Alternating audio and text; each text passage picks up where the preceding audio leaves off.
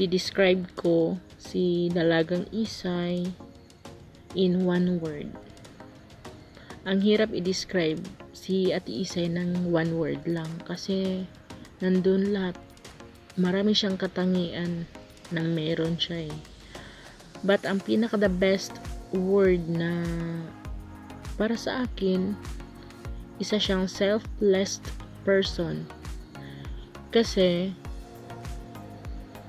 she care to other people. She is generous, kind, at higit sa lahat, nagbibigay siya ng tulong without expectation na may kapalit ito para sa sarili niya. So, nagbibigay siya ng tulong sa iba. Mas inaalala niya yung iba kaysa sarili niya. Ganon si Ate Isay kay Dalagang Isay. Ganon siya kabait. Ganon siya ka-kind and generous. At isa pa, siya ay napaka-strong woman. Siya lang yung pinaka-strong na nakilala ko. Kasi kaya niyang lahat kahit anumang hirap na mayroon darating sa buhay niya.